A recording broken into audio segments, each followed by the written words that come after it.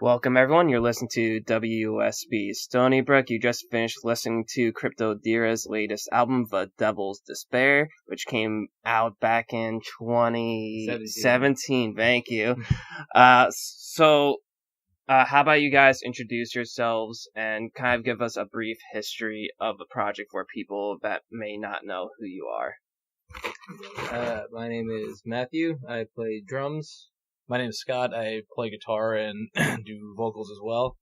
The band in its current form started probably like 7 or 8 years ago, something like that, and sort of just wanted to do something that was in the progressive world, but with a dirtier edge to it, so it wasn't just super polished and clean and everything like some of the bands we were listening to. So we sought to sort of put together two worlds that we love so much, and tried to make dirty prog, and that was sort of the inspiration for the project, at least musically. And then Matt developed a lot of lyrical themes that became very important to the message that he. Yeah, we'll talk about that soon enough. Sure, okay, so we'll leave that for later. But yeah, in terms of they just solidifying the group years ago when we were young, and did some, got to our DIY touring and whatnot. So the history was pretty simple. It was just a bunch of kids and went to high school together who liked weird music and got real lucky. So you guys knew each other in high school? Long time, yeah. We've known each other too long. Actually, even before high school, a bunch of us started jamming together in like middle school. Yeah. Okay, so at like that point, all that chemistry and kind of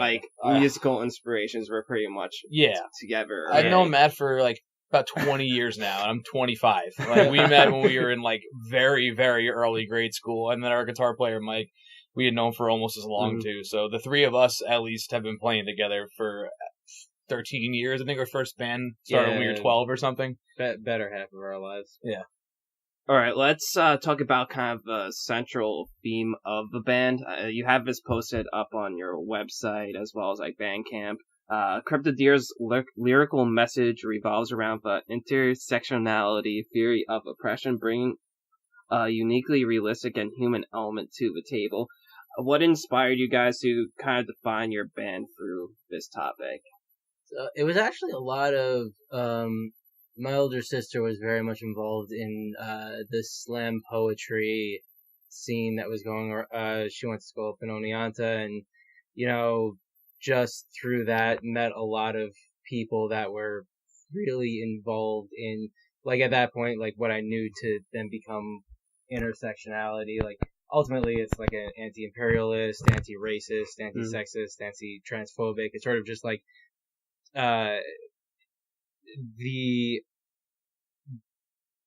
what's the word I'm thinking here? The unified message of liberation, I suppose. Like, it kind of just got across on multiple fronts, and because of like that influence, like, we just met a lot of people, got exposed to a lot of ideas. Like, we're a bunch of white boys from a middle class school that, like, it's not that we didn't care about this stuff per se, but we just didn't have to care about it. And then suddenly, because of like how close it was now to home, like, we were just like, all right, this is obviously important. It's something that, especially with like prog music too, like, a lot of times, like, the music will be all there and it'll be so involved, but like, they're talking about space. Yeah, it just falls short. It's the one element of the music that just falls so short. We feel like, even with some of our favorite bands, it's just like, man, that was such a great record. It was so emotional. Like, what was it about? Yeah, aliens. Oh, okay. Yeah, no, it's hard for me to really care, I guess that's a thrilling topic.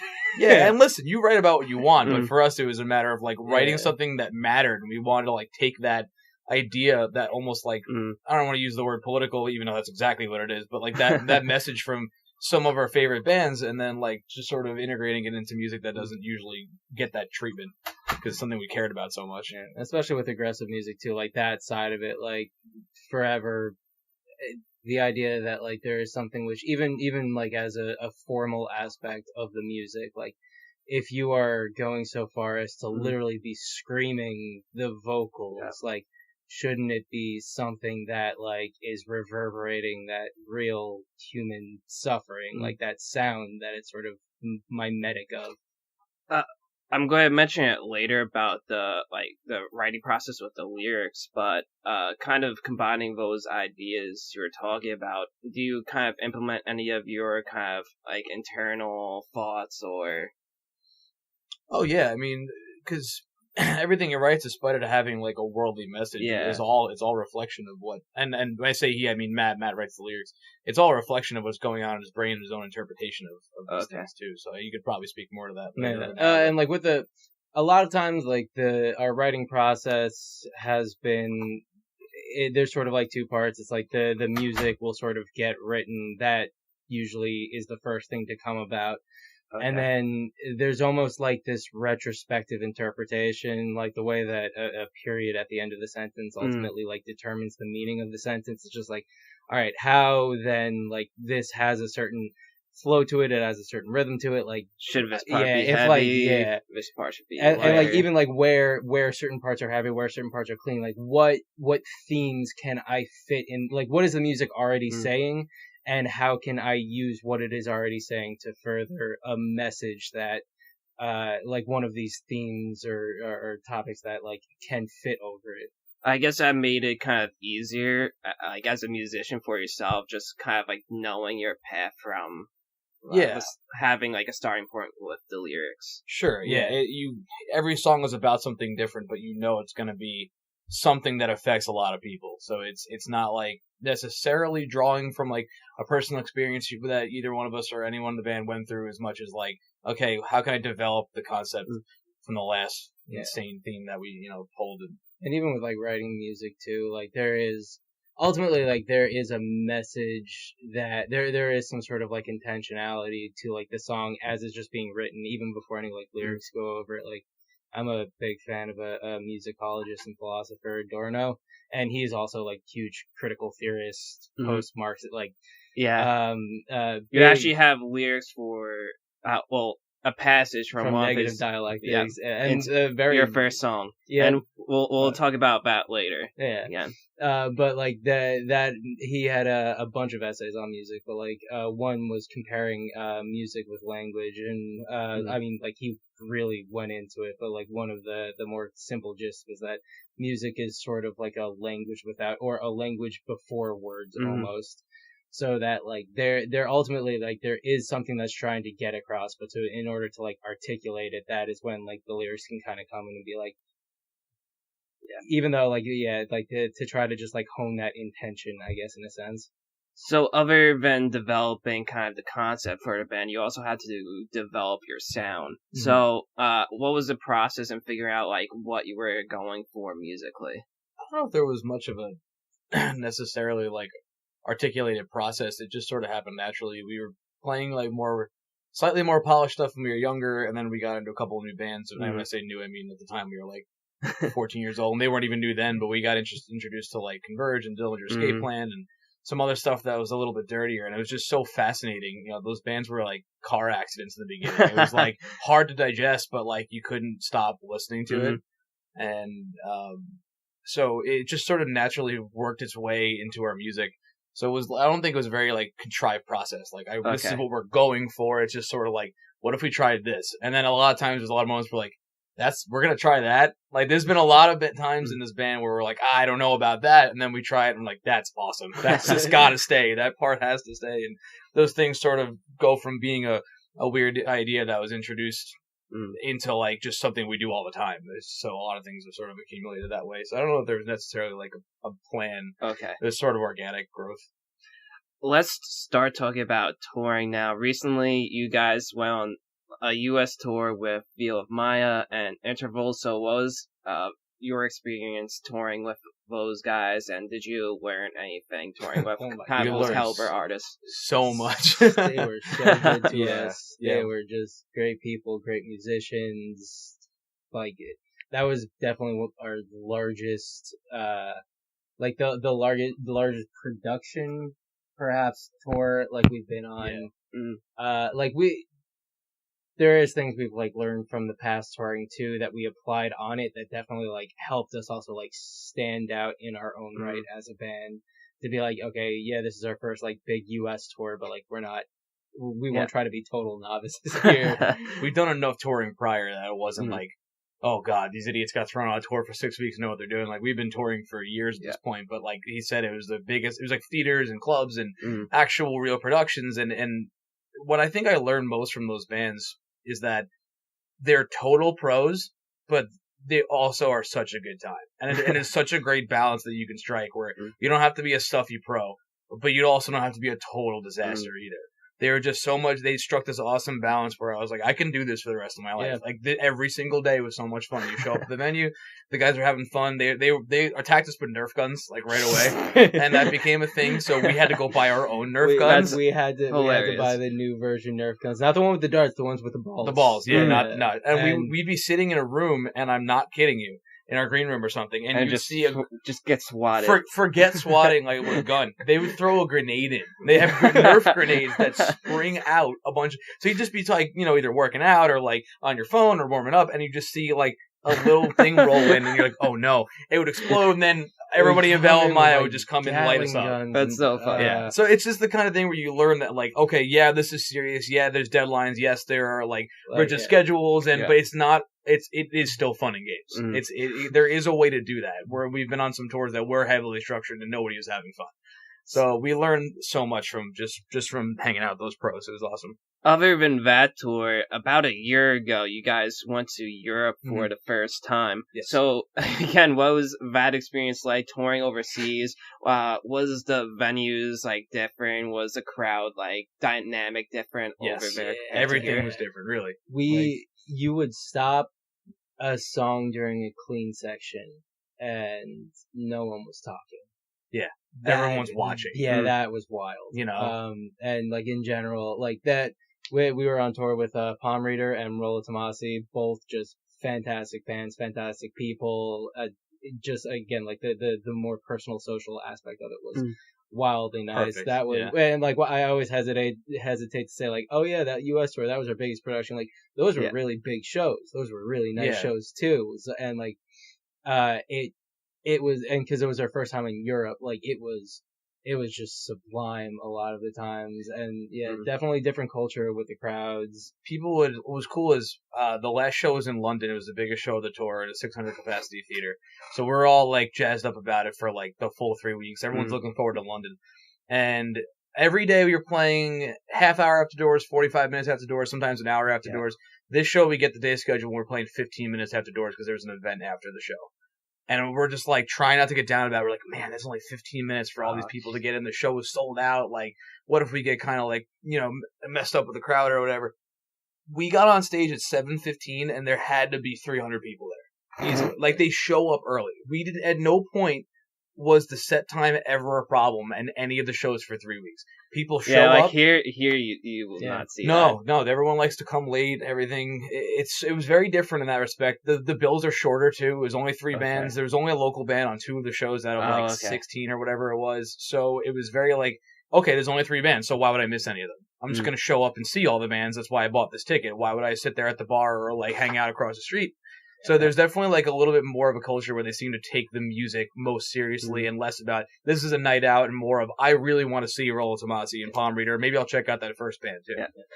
Out of like all the venues, what was your favorite place to play? In Europe. Mine was probably the Garage in London, the last show. Yeah, that was. Although Hungary was cool because it was in like an underground like cavern, not cavern, but it was like it was under the ground and there's stone walls everywhere. So literally, we played in what appeared to be like a cave when you're on the stage. Yeah, I think in general Budapest was just like one of the coolest all around days because like that, like we saw, like we went up and saw like castles and like there was that whole super old cathedral and then we went and played in basically what was the dungeon of a castle essentially. It sure felt that way. And then just like got to hang around in Budapest, just like the cultural experience of all of it too. It's just like so. Yeah, of course. That's why we're so stoked to be going back there with Rollo Tomasi this 2 summer months. too. Yeah, 2 months. Talking about that, is there anything that you're going to prepare for this time around that you may have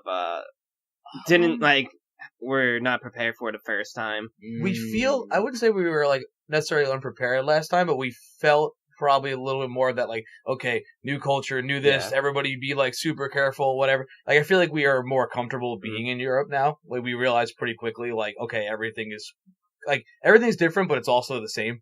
And everyone's still a person and acts like a person. So I feel like I think we'll like touch ground off the plane and just be like, okay, yeah, we're here again. Like, let's go have a good time. How have you guys been kind of like handling the scheduling? Because for like what I've heard when I talk to like counterparts or like Ben from Neck Deep, just like touring in those areas, it's like quick and you gotta do everything. Yeah. It can be. In Yeah. line. I mean, at least like these past 2 weeks, like, because we just got back from that long 6-week tour, and now it's just like, okay, we have to get everything in order for, because like the one thing with Europe touring there is just like it's a lot of preparation beforehand. Plane tickets, van rental, driver, depending on like the situation. We try to drive ourselves. Nobody will let us. Rental, Equipment rental or organizing things like that. So it's a lot to do before. Like, oh wait, we gotta drive on the left side of the road. Yeah.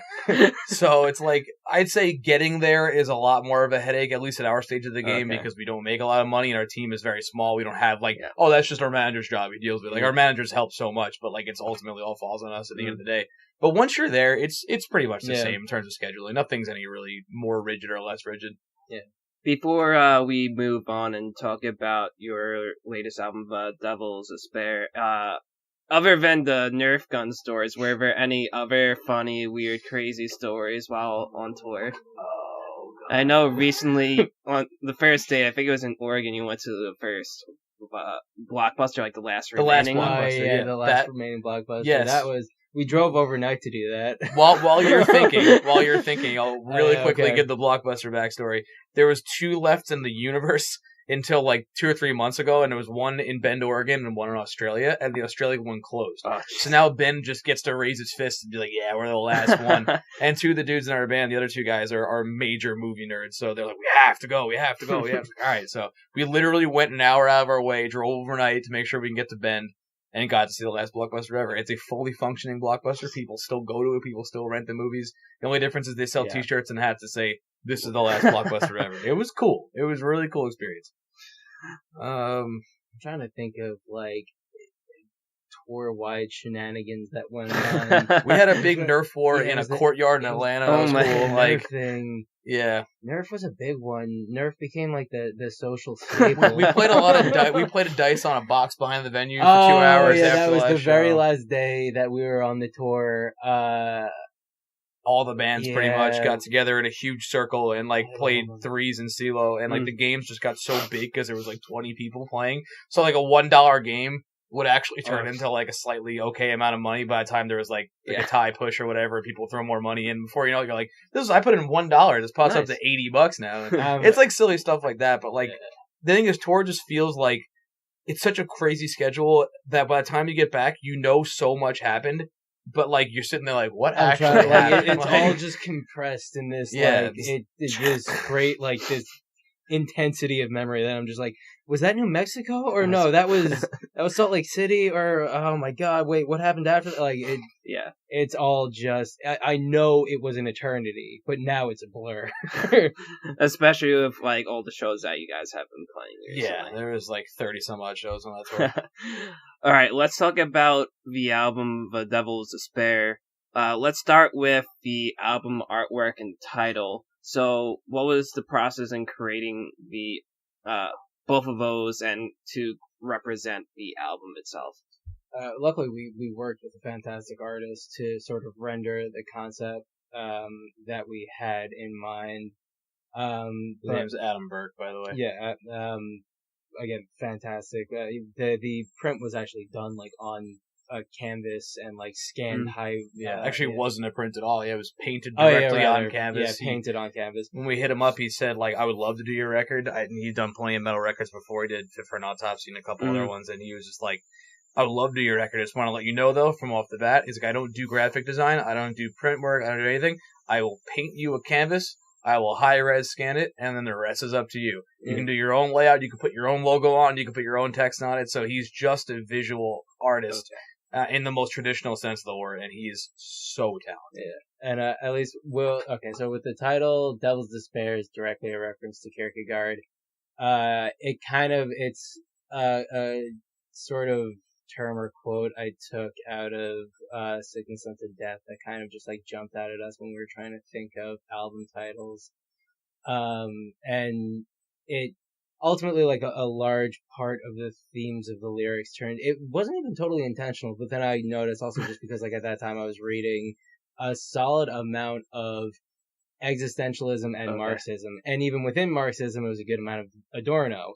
And so there was this grand theme of Kierkegaard that brought together Sartre, Camus, Adorno, Simone de Beauvoir, who was it also? At any rate, we could be here all day doing that. So before I sort of realized it, like a critique of the sort of bourgeois interior of Kierkegaard, sort of that idea of like trying to find personal salvation just within your own mind, forsaking the outside world, just being like, oh, I can't deal with all the problems happening out there. Ultimately, I can only find salvation with my own personal connection to God. It in a certain sense leaves that outside world then for taking from like those demonic powers that you yourself then are trying to get away from.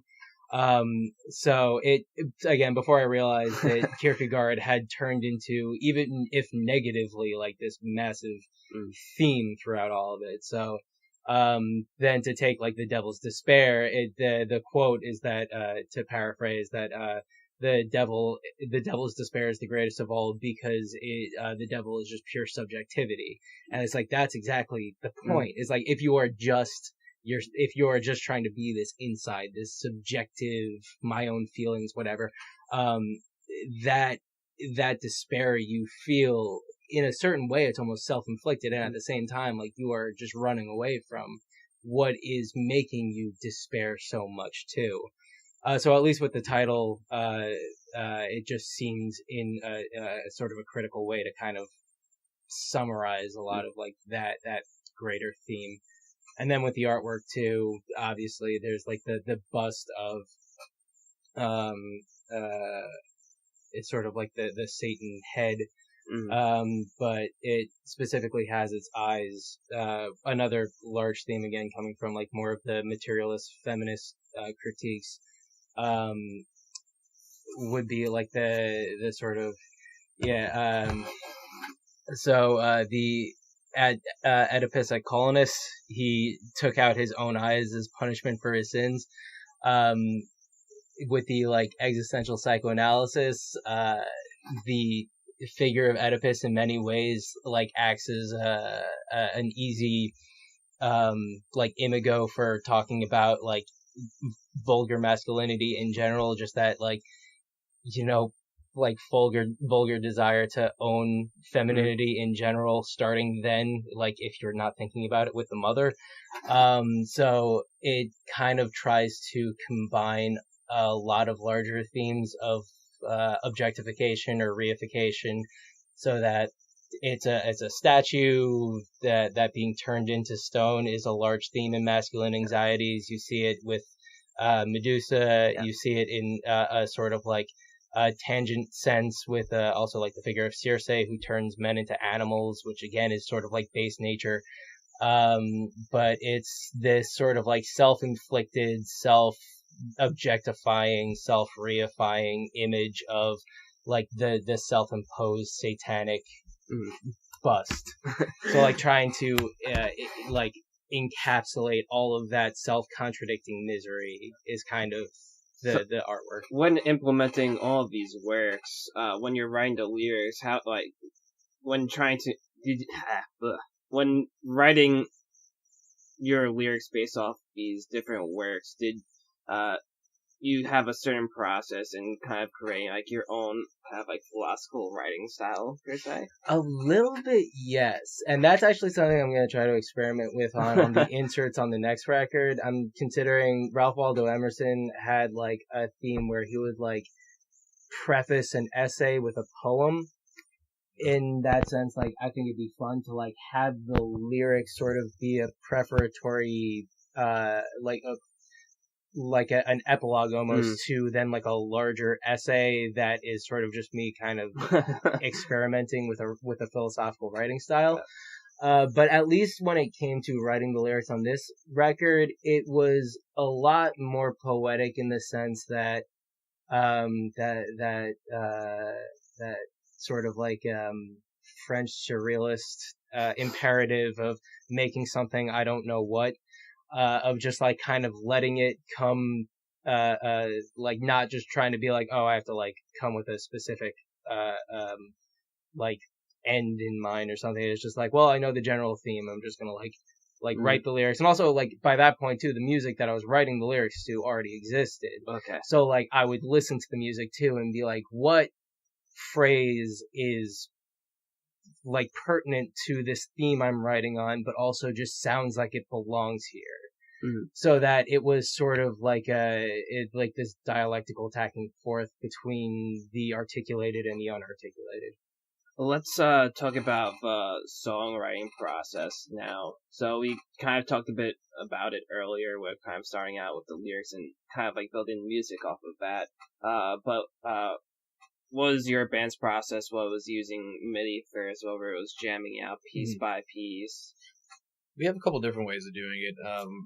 Mike, our guitar player, and Matt, who's right to my left, generally come with the larger song structure ideas, but they write in very different ways. Matt does not play guitar at all, but like we like to say, he plays the guitar pro. I know how one plays guitar. Yeah. I can't do it. He does not know how one plays guitar, otherwise his guitar profiles would be such a mess. But anyway, he's got a great ear for melody, so Matt can write multiple parts just in a row, drums, bass, and guitar and whatnot, and then he'll hand it off to us, and we'll learn it to the best of our ability, change what's impossible, put our own input in. Mike likes to write very old-fashioned, so it's cool to get the best of both worlds in a weird way. Mike will just grab his guitar, write as many riffs as he feels fit together, sort of put them in a structure he feels fits together, record it with like a cell phone camera or whatever, and then show it to us. Yeah, he'll bring it to practice, and he'll just be like, all right, here's the song, and he'll play the whole song, and by himself. he can hear other parts, he can hear possible drum beats.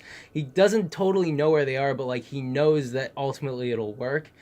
But then, like, it becomes, like, this process of, like, translating. It's just like, all right, how do we get this now into a full band thing? There's a lot of trust in the process because it's hard. Imagine hearing, like, one of your favorite songs, take out the drums, take out the vocals, take out the second guitar, take out the bass, and you get one guitar track, just one of them. And you're hearing that, like, would you be like, that's a sick song? Like, no, but like, we've been playing long enough together now where you hear Mike riff off like that for, like, 4 or 5 minutes, and you're just like... Okay, this will go somewhere. Now we have to get it there. So then, like, it's a matter of usually we'll do the drums next, and it'll be one guitar, one drums. And then by that point, I usually can jump in on my guitar, and I'll write my own second guitar parts, and then the bass will usually come off of that. So, like, it's not necessarily always in that order, but that's more or less, like, the running theme. When do you start kind of, like, adding those, like, extra guitar tones, or just, like, those little experimental features that you guys have? We always start out with just the bass line guitar and guitar. Just the two guitars. This is what I'm going to physically be playing. Then we love to play around with pedals. Like, me and Mike can just do that forever, and that's usually how you get that sort of, like, twinkly, affected vibe to some of the parts. And then a lot of it, believe it or not, was really last minute in the studio. We worked with a couple of phenomenal producers, Randy LaBeouf and Steve Side.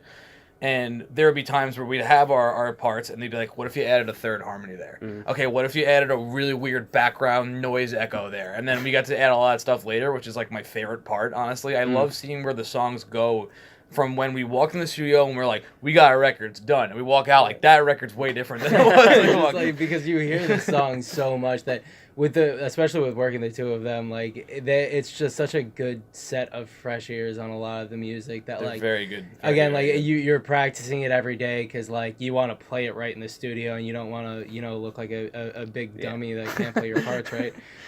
So you're like drilling it. You're just like, this song is this way. It can't be any other way. This is the way I learned it. And then like they'll just like be like, all right, what if this part goes slightly shorter and then this happens with this part? You're just like, oh my god, that sounds so much. How did I not hear that? I've always said that I would love the experience of, like, I don't care how, like, this is going to sound, like, really stupid and, like, almost borderline contrived, but, like, I would love to hear my band for the first time without being in it. Because I don't know truly what we sound like. Like, I know what it physically sounds like because we wrote the music, but when you're stuck inside that process, you'll never have the same perspective that somebody who's just randomly hearing about your band will have. So I'll hear things like, oh, you sound like this band or that band, and I'm like, how? No, we don't. But then, like, maybe 3 or 4 people say it, and you're like, I guess we do. I don't know how. I won't even listen to that band, but I guess. So that perspective, like, makes it, being so stuck inside of it, makes it borderline impossible.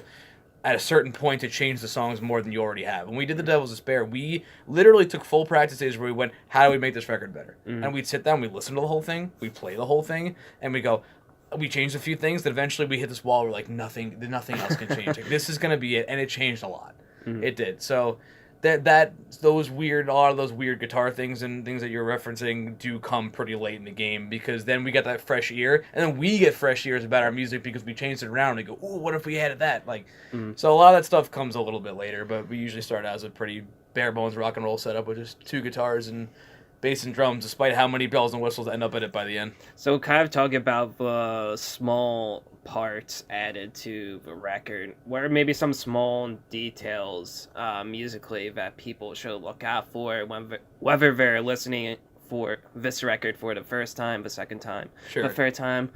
I don't want to like give away secrets. I'm just kidding. Secrets. But there's definitely some stuff that I feel like, and this is a good thing, I think, that it seems like, okay, this is just a really cool part, but there's a lot more going on beneath the surface. And one that I could think of off the top of my head is the clean section in Negation Consumes Itself, where there's times weaving over each other, where it's the clean section right after a long holdout. And Mike is playing in He's playing in 5. I'm playing in 7. No. You're playing in 15. But like it's 5. It's basically Yes. No, you're right. Yes. 5 groupings of 3. Jeremy is kind of accenting your parts. I am clicking every quarter note, playing a 5/4 pattern between the quarter note click and the bass drum, and then playing. Oh my God! I am playing 1/8 notes on the hi-hat, but accenting every 3rd 1/8 note. So to get both the 5 and the 3 feel between the 5 and the 15. And that goes twice. Right. So, now I'm thinking about the part. Yeah, I am playing in 3 essentially, but it all amounts to 15. So it's a 3 and a feel and a 5 feel together. And all of this is to make it seem like this big stupid math equation that is so like wildly unnecessary. But what I like about it is when you do listen to it, you don't think about any of that. Yeah. It doesn't sound like a part where it's like, what are they trying to jam in here? Like, it does sound just like a cool part that works. Yeah. But every measure or so, depending on like what time you're listening to, is different essentially, because Mike and my parts don't line up until the very end. So yeah, it's little stuff like that. You'll have crazy parts, and I believe one of them's in Constituted Part 1, where it's like right in the middle of the song, where like everyone just goes completely up for like 30 seconds. That borderline Dillinger ripoff. Don't tell anyone I said that. I remember writing the chord rhythm to that part and just adding that, like, I don't know, it's like a triplet field thing, like ba ba ba ba da da da da at the end, and just being like, this isn't gonna work. And then like everything came together in such a beautiful chaos. That's actually one of my favorite parts on the record. Yeah, because so cool. Mike wrote that one, and he like came in, and so he just came in with the lead. Yeah, just so it was just and we're like, what? We looked at each other like, what are we gonna do with that? Like, what couldn't possibly go underneath? And that? It was like so like there was parts in it that were like in like 7/8 as opposed to 7/4. So I was like looking at like my metronome, just like I'm gonna have to be on the upbeats for half of this riff. Like, so talking about kind of those difficult parts to kind of like figure out. What were your personal kind of like hardest parts of the record to write and record? Oh, that's a good question. I always said Negation Consumes Itself is my favorite Cryptodira song, and I hate playing it because it's just hard. And I shouldn't complain, because there's so many bands that write such harder music than we do. Like, I really just need to practice more, but that song is a pain. There's a riff in the middle. I don't know exactly how to describe where it is. I won't waste your time. But there's a riff in the middle that has this total chaos where Mike and I are trading off vocal parts, and the guitar line underneath it's one of the hardest riffs on the record too. So it's just like between splitting my brain between the vocals and waiting for his vocals to be done, waiting for me to get back in, plus playing this annoying riff, like it's just such a pain. It's just such a pain. Yeah, maybe also Negation. Like definitely, at least with learning that part I was just describing. Luckily, I had learned it like way before we went in the studio. So by the time I was there, it was pure muscle memory. So that made everything. If anything, that was almost one of the most prepared parts by the time I was there. it was so difficult to learn. I don't even know how I learned it, honestly. I'm so happy I committed it to muscle memory because I don't think I could learn it again. Medusa Misgendered was was difficult to record. Yeah, Medusa was weird because it doesn't come off as the most difficult song, but the middle clean section is one of the more difficult parts. Yeah. And for the drums too, because like it's a really like, math rocky, like the lots drums of ghost are like notes. lots of ghost notes, lots of like movement, like heel toe method on the bass drum, like it's really compact, really condensed, and like it like ultimately like it wants to be like a solid rhythm that stays below ultimately a pretty chilled out part that's happening, but it's very involved. So like recording it was very difficult, like hard. Very delicate. I remember watching that. That song and Negation Consumes Itself, both of them have clean singing sections that challenged me more than I'd ever had to be challenged before in terms of like actual singing, because like the screaming is one thing, it's difficult, it's physically challenging, but it's not as frustrating as the clean singing. Yeah. And that song, I remember like both those songs in the clean singing sections, I remember thinking like, this is the most annoying thing I've had to record for this band, but I'm determined to make it as good as it can be. And so I felt like a better singer by the end of those, for sure. So you guys mentioned Dillinger Escape Plan. Was there any other bands that you took inspiration from when writing the song? So many. The short list would include like 100 bands. Cynic, Death, Converge. Any albums in particular you were listening to during the creation? Oh, because that record was created over quite a long time, but in terms of, I know we were listening to, at least I was listening to a lot of Cynic, which inspired a lot of the clean guitar tones in that album, but a lot of like glassy chorus kind of stuff. I just abused the chorus pedal on the cleans for that record. It actually reminded me a lot of Vacoma and Pletic from Between the Buried and Me. Between the Buried and Me was also a really good one. Always a huge influence. They sort of helped shape the sound of the band when we were young, and I still always try to like write like a big grandiose ending song to a record ever since I listened to White Walls. Yeah. Around that time, I don't know. It feels like such a long time ago now. We're almost done writing our second record now. At least like something different from what was usually going on. I was taking a lot more influence from math rock, like especially like a lot of Japanese math rock, like bands like Tricot, Toe. The less metal influences like were huge. And still are a huge influence on the band. Me and Matt are both super into Circus Survive, and like a couple of the parts of that record were like the clean singing choices. Very very Anthony Green-esque with the not nearly in terms of pitch, but like intervals and and like he said, the note choices. There's a kind of experimentation too. Sure, and figuring out what works in our metal setting that's not metal. I think what keeps the band fresh, at least in our own ears, is especially when we're writing, listening to as little metal as possible, almost like it. Yeah. Because we know we're gonna write a metal record. It's gonna come out heavy, so we don't need to listen to a bunch of metal that's gonna make us sound like a bunch of other bands. So to us, it's about like integrating these other influences without making it seem forced. I feel like Mike was probably listening to a lot of Opeth. Mike always listens to a lot of Opeth, no matter what. All right, so. One of the songs I want to quickly touch on is Negation Consumes Affirmation and the implementation of female vocals. So what led you to go with that direction? Sure. Well, first, she's a great friend of ours. Her name's Samantha Marie Raya. She's in an awesome band called Nectar, which is nothing near our world, which is cool on both fronts. She has told us a few times that she really it pushed her out of her comfort zone to be like recording on a record that had that metal feel to it and everything. And she performed the song live with us a handful of times and being in a very loud environment, like while singing and everything.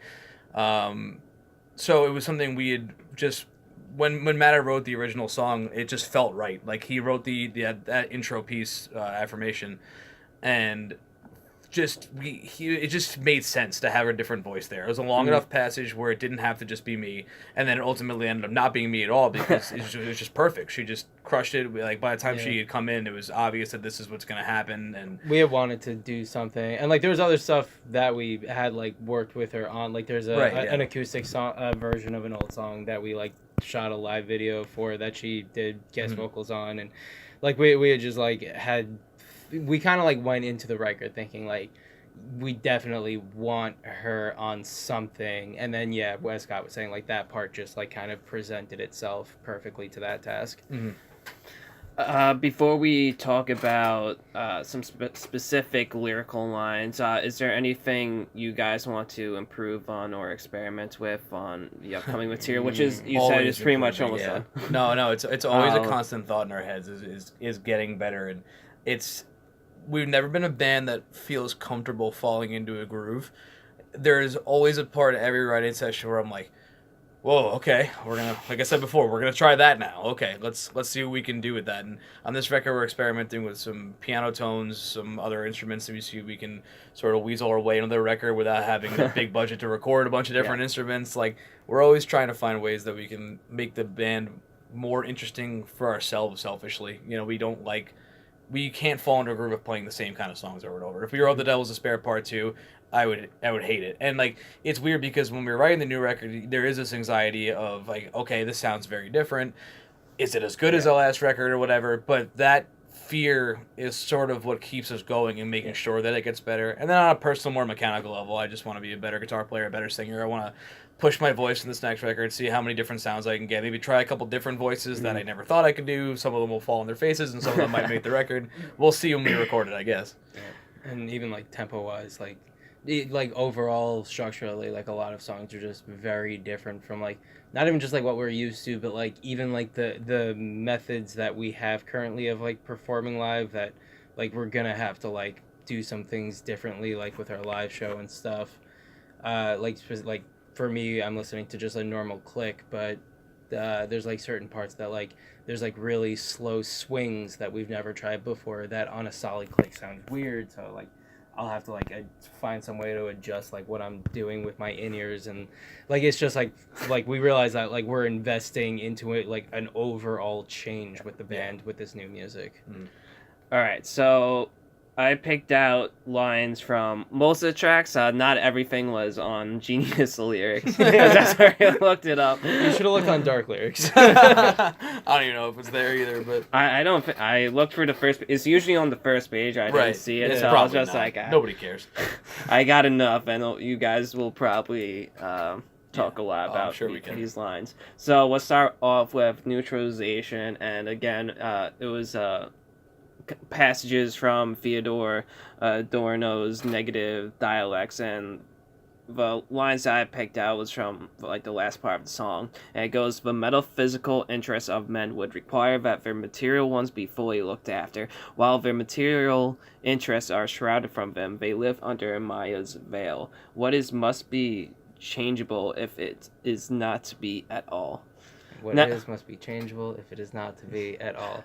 That it like struggles to, and like I think why I settled a lot with like on Adorno with, because ultimately like it was sort of the critique of this interior like middle class educated mentality from the perspective of that very same mentality, which like Adorno is just like the champion of that. Like and he always has those like really resonating utopian moments in his thoughts, like, okay, metaphysics is possible, but only once material interests are like, and there, and like at that moment, it's just like, I want to talk about metaphysics, and it's just like, okay, so you're a Kantian then, and it's just like, but until material interests are satisfied, it's just like, okay, so you're like a disciplined Marxist all of a sudden. Like the way he like, especially in those sort of like those areas of that book, Negative Dialectics, like you want to at least, but like I have a soft spot for him, so like I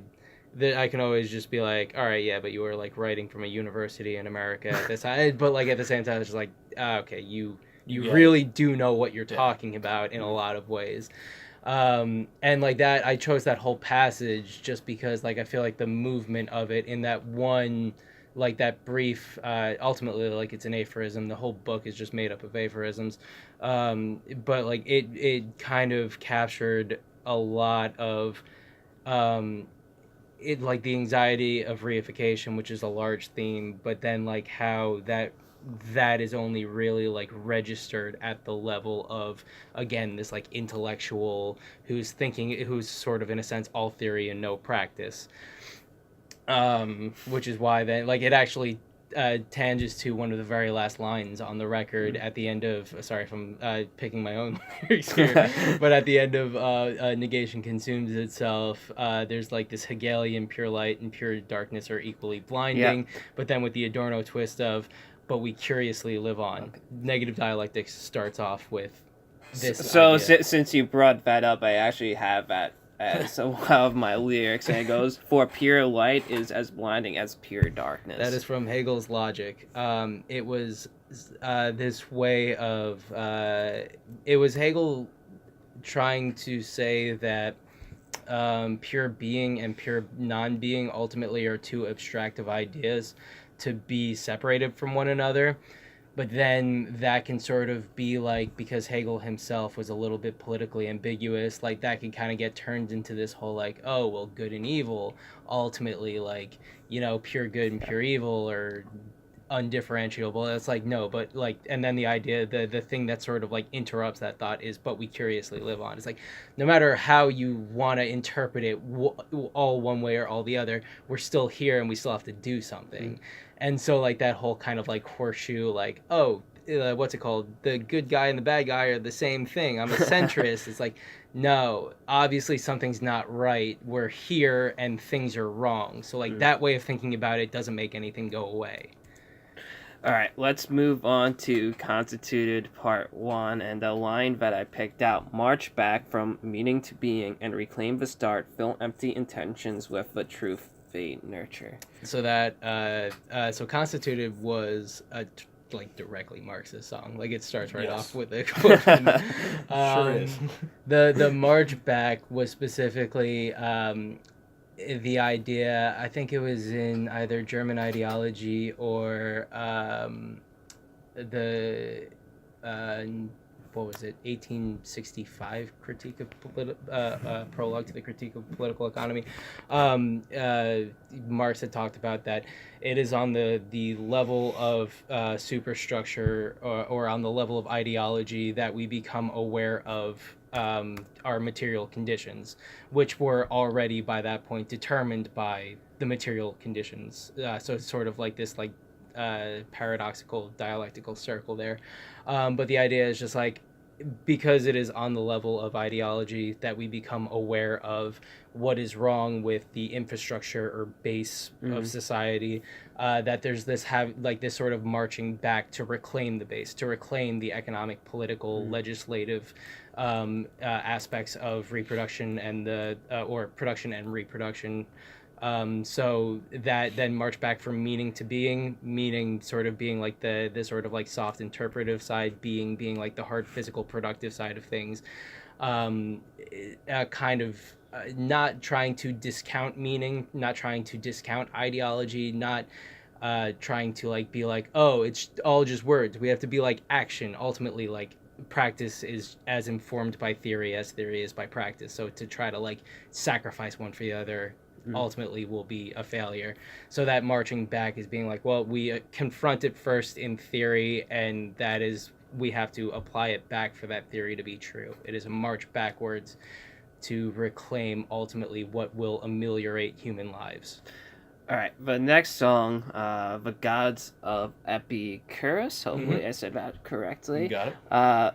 The lines are the following: "Behold the spectacle of imaginary life. I become myth. Myth becomes life. Life becomes being towards death." Very common theme on the record. Yeah. Myth becomes life becomes death. Oh man. Okay. So there is. If it's too difficult, you can kind of sum up the song. It's just your show's I know. 3 hours long. Yeah. Okay. That whole song, The Gods of Epicurus, that song is about commodity fetishism. The idea is that it's sort of like, that is the only song in the entire record that has a first person perspective. And it's sort of, and like the joke then is that, okay, the only thing which can like speak properly, like has a voice, is really things now, which is like commodities. Okay. So the whole thing is about commodity fetishism. Where can people learn more about this? Okay. Well, so you won't go on for like 3 hours, like you said. If you Oh God. Okay, so if you want to learn more about commodity fetishism, there's book one of Capital. Look around. A Go to the big mall. one. A big one at that time that was influencing me is Guy Debord's Society of the Spectacle, which the second half of it, first half of it, pretty solid because it just really easy read. Althusser's on the reproduction of Capital, Louis Althusser.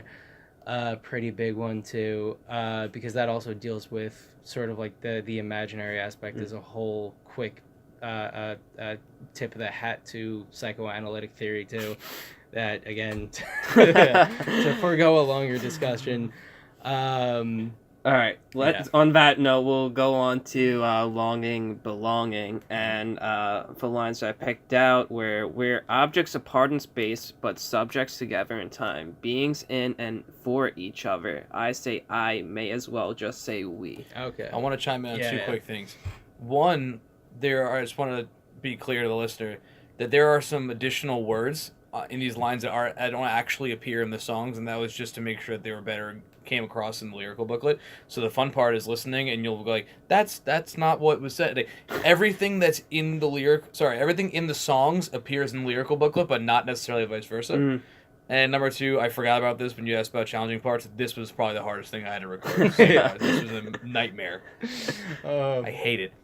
And this was almost like, because the only way to be a good Hegelian is to be like anti-Hegelian. So ultimately, like the being in and for each other, that's a reference to the being in and for itself of like Hegel's logic, like this idea of like sort of this absolutely true being that like it is your whole existence is for yourself. It is like self. It is in itself. It is kind of like this absolute origin in a sense.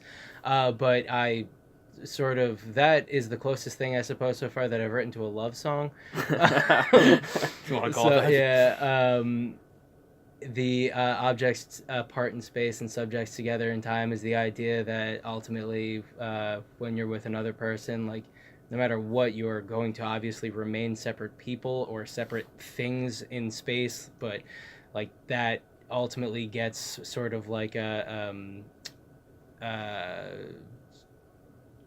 overcome, I suppose, or that distance becomes sublimated into the time you spend together and sort of like the personal histories which become intertwined at that point, which is the subjects together in time.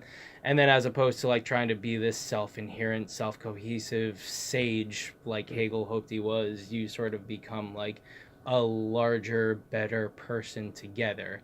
And then the I say I, may as well say we, is that is a quote from one of Bertolt Brecht's love poems, who was a Marxist playwright. All right, we got 2 songs left. All right. We'll try to make 'em quick. Almost there. In Hell as on Earth is the first one. I picked out the lines. In Hell as on Earth, convictions become a heavy burden. Conversation becomes superficial. So that's from Horkheimer's critique of instrumental reason.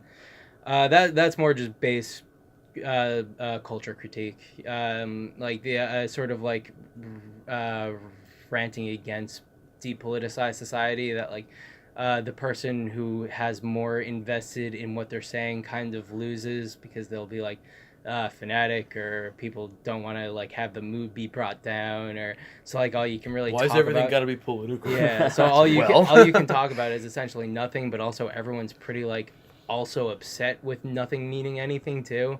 So it's just sort of like this, at least like a smaller more tame example of hell, I suppose, but just like this hellish situation, and like in many ways like the very hell which Sartre tried to create in No Exit, of that like sort of again, like there's a lot of critiques of it, but the hell is other people, that idea that like, oh, it's just like trying to like communicate with someone else can be so frustrating that disconnect you feel with other people, especially in alienated society or whatever you want to call it, like it is just like overwhelmingly frustrating to try to get anything important across. So that was actually the easiest one to All right, now finally your your most favorite song on the record, Negation Consumes Affirmation. Worst song. I picked The out best worst song. I picked out the lines. It's not just arrow spear digging in my ribs that reminds me to stay alive, and it's not just hate for others, nor paranoia forcing myself forwards. That's as if to say the light is to blame for every shadow it leaves in its wake. Yep. Okay. So Eero Spear, obviously, like a kind of dig at the more, I guess, stringent psychoanalytic interpretation that, like the base of human activity is sexuality. That kind of like leaves out the more cultural, I guess, like metaphysical ideas that like there's like the interest, like the desires for like, self-improvement, desire for knowledge, and at least with that, then like and even in that, like the desire for knowledge can also be rooted in like a desire to like get the one up on other people, to like be in the know, so that like they can't, like you can't be the one who's surprised, or you can't be the one who, like, there's just sort of like, the as Lacan said, there is a paranoid aspect to knowledge, that ultimately, like, it does explain a lot of stuff about human behavior, but like there's something missing from those more behavioral interpretations.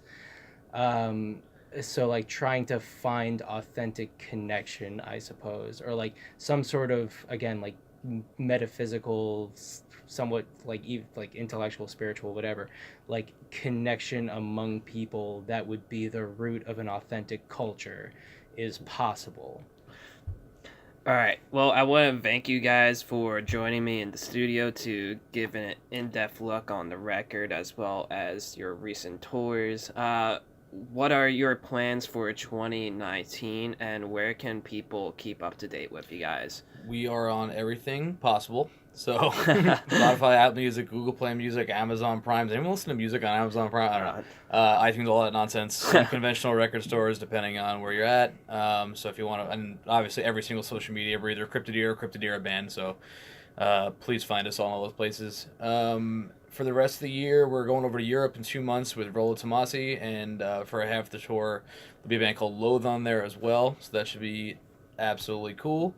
Then when we get home, we're looking around for something for the fall, so for the U.S. So, if you're local or if you're somewhere in America, keep your eyes out for fall, winter, and then after whatever tour that ends up being is done, we will be hitting the studio at the top of 2020 to record the next record, and then hopefully release it by the spring or summer of next year. Hopefully, as soon as possible. Question mark? Yeah. All right, well, everyone, make sure to keep up to date with Cryptodira. Make sure to stay tuned for the rest of the show.